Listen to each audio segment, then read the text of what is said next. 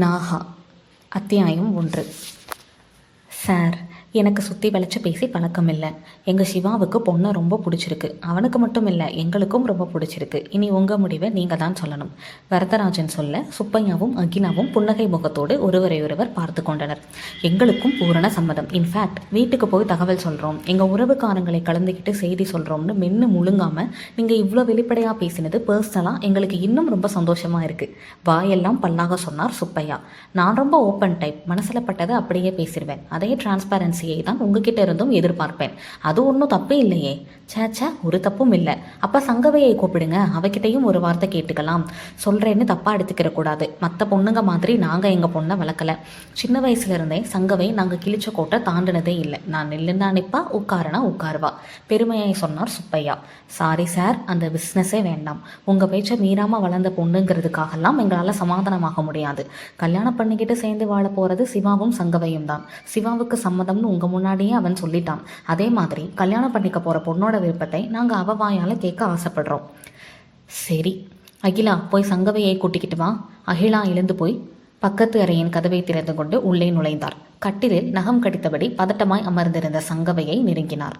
டேய், மாப்பிள்ளை வீட்டில் அவங்க எல்லாருக்கும் உன்னை ரொம்ப பிடிச்சி போச்சாம். அம்மா சொல்ல அப்பாடா டென்ஷன் நீங்கி லேசாக புன்னகைத்தாள் சங்கவை. உன் சம்மதத்தை கேட்குறாங்க. நீ அவங்க முன்னால் வந்து சொன்னா தான் ஆச்சுன்னு சொல்கிறாங்க. வா. அம்மா, என்ன இதெல்லாம்? எனக்கும் ஓகே தானே நீங்களும் அப்பாவும் சொல்லிடலாமே. நான் எப்படி? அவங்க நீ தான் வந்து சொல்லணும்னு எதிர்பார்க்குறாங்கம்மா. ரொம்ப மாடர்னாக இருக்காங்க. எங்களை என்ன செய்ய சொல்கிற? சரி, என் சம்மதத்தை மாப்பிள்ளை கிட்ட சொல்கிறேன். அவரை மட்டும் இங்கே வர சொல்லு. அவர்கிட்ட நான் கொஞ்சம் பேசணும். ஏய், என்னடி சொல்கிற? லேசாய் அதிர்ந்தார் அகிலா. இப்போ எதுக்குமா இவ்வளோ ஷாக்? அதுக்கில்லை, இவ்வளவு நேரம் இல்லாமல் இப்போ தனியாக பேசணும்னு சொல்கிறியே, அவங்க ஏதாவது நினச்சிக்கிட்டா? அதெல்லாம் ஒன்றும் நினைக்க மாட்டாங்க. ரொம்ப மாடனாக இருக்காங்கன்னு நீ தானம்மா சொன்ன. போய் அவரை வர சொல்லு. மகளை அதிருப்தியாய் ஒரு பார்வை பார்த்துவிட்டு வெளியேறினார் அகிலா. என்னம்மா, பொண்ணை கூட்டிகிட்டு வர சொன்னால் நீங்கள் மட்டும் வரீங்க? இல்லைங்கண்ணே, அது சங்கவை மாப்பிள்ளைக்கிட்ட தனியாக பேசணும்னு சொன்னான். அதை எப்படி உங்ககிட்ட சொல்கிறதுன்னு தான். அட, இதில் என்ன இருக்குது? டேய் சிவா, போய் சங்கவை கிட்ட பேசிட்டு வா. சரிப்பா. உற்சாகமாக எழுந்த சிவா மெல்ல நடந்து சற்று நேரத்திற்கு முன்னால் அகிலா நுழைந்த அறையின் கதவை நாசுக்காக தட்டிவிட்டு கதவை திறந்து உள்ளே நுழைந்தான். வரதராஜன் தம்பதியர் தங்களுக்குள் பேச ஆரம்பிக்க தன்னருகில் வந்து நின்ற மனைவியின் காதருகில் கோபமாய் முனகினார் சுப்பையா.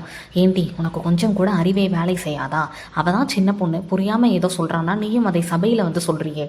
நான் என்னங்க பண்ணட்டும்? அவ தான் வீம்பா அவரை வர சொன்னாதான் ஆச்சுன்னு சொல்கிறாளே. வாங்க வாங்க, உட்காருங்க. கட்டிலில் அமர்ந்திருந்த சங்கவை வேகமாக எழுந்து அருகில் இருந்த நாற்காலியை இழுத்து போட்டாள். அதில் உட்கார்ந்தான் சிவா. நீங்களும் உட்காருங்க. இல்லை பரவாயில்ல, எந்திரிச்சு நின்றுக்கிட்டே பேசுகிற அளவுக்கு எனக்கு ஒன்றும் வயசாகிரலங்க. ப்ளீஸ் உட்காருங்க. தயங்கியபடி உட்கார்ந்தால் சங்கவை. சற்று நேரம் இருவரும் எதுவுமே பேசிக்கொள்ளாமல் மௌனம் காத்தனர். சொல்லுங்க சங்கவை, என்கிட்ட ஏதோ பேசணும்னு சொன்னீங்களாமே. ஆமாம், அது எப்படி சொல்லன்னு எனக்கு தெரியல. சொன்னால் நீங்கள் கோபப்படுவீங்களோ இல்லை தப்பாக எடுத்துக்குவீங்களோன்னு ரொம்ப பயமாக இருக்குது. இது முழுக்க முழுக்க என்னை பற்றின விஷயம். எங்கள் அப்பா அம்மாவுக்கு கூட இதை பற்றி தெரியாது. சங்கவை தயங்கி சொல்ல சற்றே முகம் மாறினான் சிவா. என்ன, இவன் ஏதேதோ சொல்கிறான்? ஒருவேளை யாரையாவது லவ் பண்ணிக்கிட்டு இருக்காளோ? இதை எங்கள் வீட்டில் என்னால் சொல்ல முடியாது. நீங்கள் தான் எனக்கு ஹெல்ப் பண்ணணும். இந்த கல்யாணத்தில் எனக்கு இஷ்டம் இல்லைன்னு சொல்ல போகிறாளோ? அவன் மனதுக்குள் பலவிதமான எண்ண ஓட்டங்கள். என்னங்க டக்குன்னு அமைதியாகிட்டீங்க? நான் என்ன சொல்ல போகிறேன்னு யோசிக்கிறீங்களா? ஆமாம், சீக்கிரம் சொல்லுங்கள் சங்கவை. என்னால் சஸ்பென்ஸ்லாம் ஒரு அளவுக்கு மேலே தாங்க முடியாது. இந்த கல்யாணம் வேணாம் சிவா, நிறுத்திடுங்க. என்னால் உங்களை கல்யாணம் பண்ணிக்க முடியாது. எனக்கு இது பிடிக்கல. என்னதான் இது அவன் யூகம் செய்திருந்த விஷயமா இருந்தாலும் அவள் அப்படி சொன்னதும் சிவாவுக்கு எங்கிருந்து தான் அவ்வளவு கோபம் வந்ததோ. என்ன விளையாடுறீங்களா? இது பிடிக்கலன்னு இப்போ சொல்லுற நீங்கள் முன்னாடியே உங்கள் பேரண்ட்ஸ் கிட்ட சொல்லியிருக்கலாமே. எதுக்கு அனாவசியமாக எங்களை வர சொல்லி எங்கள் டைமையும் வேஸ்ட் பண்ணணும்? கோவப்படாதீங்க, தப்பு என் மேலே தான். நான் முன்னாடியே இதை எங்கள் வீட்டில் சொல்லியிருக்கணும். ஆனால் என்னால் வெளிப்படையாக எங்கள் அம்மா அப்பா கிட்ட பேச முடியலை. சங்கவையின் கண்களில் லேசாய் கண்ணீர். சட்டனை எழுந்து சிவாவின் பின்பக்கமாய் அறையின் மூலையில் இருந்த ஜன்னல் அருகில் போய் நின்றாள். இதெல்லாம் நல்லா இல்லைங்க. வீட்டுக்கு குடும்பத்தோட வரவழைச்சு இப்படி அசிங்கப்படுத்தி அனுப்ப பார்க்குறீங்களே. ப்ளீஸ் என்னை புரிஞ்சுக்கங்க. சங்கவையின் கெஞ்சலும் கண்ணீரும் சிவாவை அசைக்கவில்லை. மாறாக கோபம்தான் எல்லை மீறியது. அவனுடைய கோபத்துக்கு காரணம் என்று ஒன்று பெரிதாயில்லை. சங்கவை தன்னை நிராகரித்து விட்டாளே என்ற ஏமாற்றம் தான் அவனுடைய கோபத்தை தூண்டியது. இவளை தான் நாளைக்கு நம்ம பொண்ணு பார்க்க போகிறோம். பேரு சங்கவை. இன்ஜினியரிங் படிச்சுட்டு ஐடி கம்பெனியில் வேலை பார்க்குறான். கை நிறைய சம்பளம் வாங்குறான். ஒரு வகையில் நமக்கு தூரத்து சொந்தம் தான். மேட்ரிமோனியில் உன் ஜாதகத்தை பார்த்துருக்காங்க. 10க்கு 9 பொருத்தம் இருக்காம். அப்பா முந்தா நாள் தான் அவங்க வீட்டில் பேசினாரு. உனக்கு பொண்ணு ஓகேன்னா சொல்லு, நாளைக்கே தட்டு மாற்றிட்டு வந்துடலாம். புன்னகையோட அம்மா மாலதி நேற்று காலையில் ஃபோட்டோவை காட்டிய போது முதல் பார்வையிலேயே அவனுக்கு சங்கவையை பிடித்து போய்விட்டது. என்னதான் பெண் பார்க்க போனாலே நிச்சயமாகிவிட்டது என்ற அர்த்தம் இல்லாவிட்டாலும் சங்கவை அவனுக்குத்தான் என்று ஆழ் மனத்தில் நம்பத் தொடங்கிவிட்டான் சிவா. அதனால்தான் அவனால் சங்கவையின் நிராகரிப்பை தாங்க முடியவில்லை. அவள் மனது நோக்கும்படி பேசிவிட்டு தான் இங்கிருந்து கிளம்ப வேண்டும் என்ற வரி அவனுக்குள் எழுந்தது. சரி, இந்த கல்யாணம் ஏற்பாடு வேண்டாம், ஸ்டாப் பண்ணிடலாம். நீங்களே இது பிடிக்கலன்னு சொன்ன பிறகு நான் உங்களை கெஞ்ச மாட்டேன். ஆனால் எனக்கு செஞ்ச மாதிரி வேற யாருக்கும் செஞ்சிடாதீங்க. எல்லாரும் என்ன மாதிரி பொறுமையாக இருக்க மாட்டாங்க. சில பேருக்கு கோபம் அதிகமாக வரும். பொறுக்க முடியாமல் நிற்க வச்சு செருப்பால் அடித்தாலும் அடிச்சிடுவாங்க. தான் பேச பேச அவளிடம் இருந்து எந்த பதிலும் வராமல் போகவே பின்னால் திரும்பிய சிவா அதிர்ந்தான். அங்கு சங்கவே இல்லை. அதற்கு பதிலாய் உஸ் என சீறிக்கொண்டு படம் எடுத்த நிலையில் ஒரு ராஜநாகம். தொடரும்.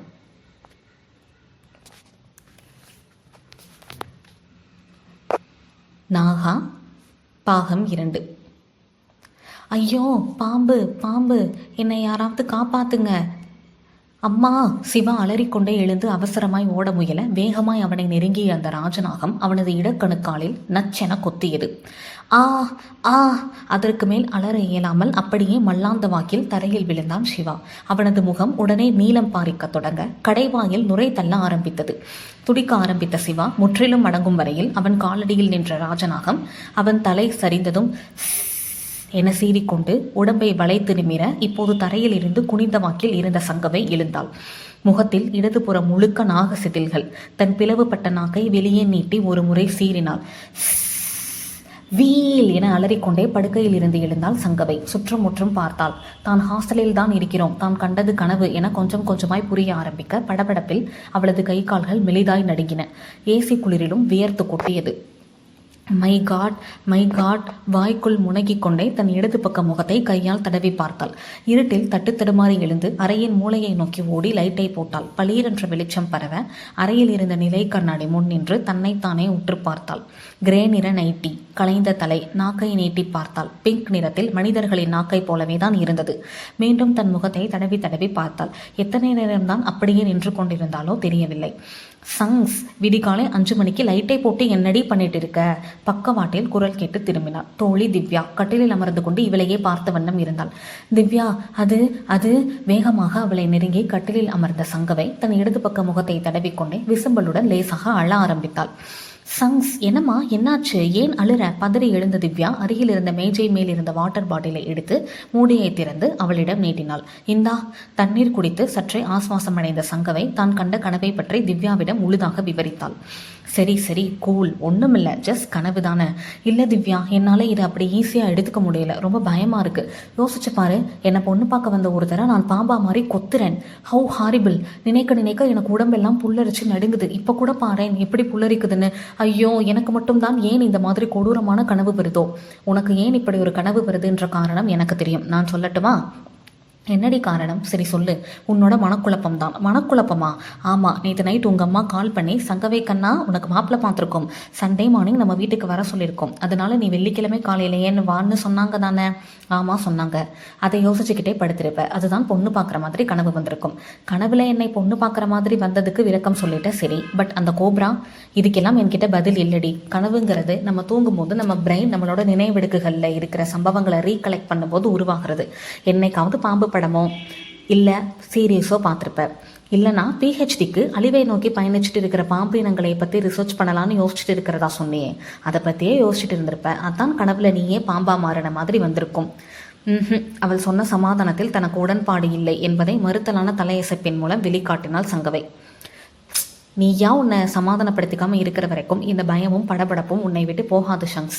இன்னும் கொஞ்சம் தண்ணி குடிச்சிட்டு பேசாமல் படு. 7 மணிக்கு எந்திரிச்சுக்கலாம். என் பக்கத்திலே படுத்து தூங்கு. இல்லை திவ்யா, இதுக்கு மேலமும் எனக்கு தூக்கம் வருமானு தெரியல. ஏன் வராது? அதெல்லாம் வரும். புலம்பாமல் பயப்படாமல் படு. இல்லடி, படு ஷங்ஸ். வம்படியாய் அவளை படுக்க வைத்துவிட்டு படுக்கையை விட்டு எழுந்த திவ்யா சங்கவையின் கட்டிலில் இருந்த போர்வையை எடுத்து அவளுக்கு போர்த்து விட்டாள். ரிமோட் கண்ட்ரோலை எடுத்து ஏசியின் ஜில்லிப்பை சற்றே கூட்டி வைத்து டியூப்லைட்டை ஆஃப் செய்தாள். மீண்டும் வந்து சங்கவையின் அருகில் படுத்துக் கொண்டாள். படுத்த 10 நிமிடங்களிலேயே திவ்யா உறங்கிவிட சங்கவையால் உறங்க முடியவில்லை. கண்களை மூடினாலே கனவில் பார்த்த தான் பாம்பாய் மாறி நின்ற காட்சிதான் முன்னுக்கு வந்தது. வெகு நேரமாக புரண்டு புரண்டு படுத்துக் கொண்டிருந்தவள் எப்போது தூங்கினாள் என அவளுக்கே தெரியவில்லை. அம்மா, இன்னும் எவ்வளவு நேரம்தான் ஆகும்? சீக்கிரம் வாங்கம்மா, உங்களை கோயிலில் இறக்கி விட்டுட்டு தான் நான் ஆஃபீஸ் போகணும். பைக்கில் அமர்ந்தபடியே வீட்டின் உள்ளே எட்டி பார்த்து குரல் கொடுத்தான் சிவா. இந்தா வந்துட்டேன்டா. கையில் பெரிய பிளாஸ்டிக் கூடையோடு வெளியே வந்தார் அம்மா ராதா. என்னம்மா இது, இவ்வளவு பெரிய கூடை? கோயிலுக்கு தானே போகிறதா சொன்னீங்க, அங்கே எதுக்கு இது? இன்னைக்கு நாகப்பஞ்சமி, அதனால் நாகம்மாவுக்கு பால் முட்டை எல்லாம். ஏம்மா, இன்னைக்கு நாகப்பஞ்சமி, பாலும் முட்டையும் எனக்கு கொண்டு வாங்கன்னு பாம்பு கேட்டுச்சா? ஏம்மா இப்படியெல்லாம் செய்கிறீங்க? வாயை மூடுடா பாவி பயலே. உனக்கு நம்பிக்கை இல்லைன்னா விட்டுரு. நீ சாமி கும்பிட்டாகணும்னு நான் உன்னை கட்டாயப்படுத்துறேனா? இல்லையே, அப்புறம் நீ எதுக்கு என் வழியில் வர்ற? சரி சரி, உடனே எங்கள் அம்மாவுக்கு மூக்கு மேலே கோபம் வந்துடும். நீ பாம்புக்கு எதை வேணாலும் கொடுமா, நான் எதுவும் சொல்ல மாட்டேன். போகலாமா? வண்டியில் ஏறு. நீ வண்டியை வெளியே நகர்த்திட்டு போ, நான் கேட்ட உடனே சாத்தி பூட்டிட்டு வந்துடுறேன். சரிம்மா. பைக்கை நகர்த்தி கொண்டு சிவா வெளியே போக கேட்டை பூட்டி கொண்டு அவன் பின்னால் ஏறிக்கொண்டார் ராதா. பைக் கிளம்பியது. சிவன்யாவுக்கு ஹாஸ்டல் ஃபீஸ் கட்டணும்னு சொன்னாடா, நைட்டே ஜிபே பண்ணிட்டேன்மா. சரிடா, அப்புறம் சண்டே அந்த பொண்ணு சங்கவையை போய் பார்த்துட்டு வந்துடலாம் தானே? ஓகேம்மா, ஆனால் எனக்கு என்னமோ அந்த இடம் செட் ஆகும்னு தோணலை. ஏன்டா இப்படி சொல்கிறேன்? இல்லைம்மா, அந்த பொண்ணு வீட்டுக்கு ஒரே பொண்ணு, ரொம்ப செல்லமாக வளர்ந்துருப்பாங்க. நம்ம வீட்டுக்கு மருமகளாக வந்தால் நம்ம ஃபேமிலி சுச்சுவேஷனுக்கு ஏற்ற மாதிரி அட்ஜஸ்ட் பண்ணிட்டு இருக்கணும். ஒரு ரெஸ்பான்சிபிள் மருமகளாக நம்ம சிவன்யாவுக்கு கல்யாணம் பண்ணி வைக்கிறதுல எனக்கு கை கொடுக்கணும். இதெல்லாம் சங்கவைக்கிட்ட இருந்து எதிர்பார்க்க முடியும்னு தோணலை. ஒரே பொண்ணாக இருந்தாலும் அவங்க குடும்பமும் நம்மளை மாதிரி தான்டா. அதை பற்றியெல்லாம் நீ யோசிக்காத. எனக்கு என்னமோ இந்த இடமே அமைஞ்சிரும்னு தோணுது.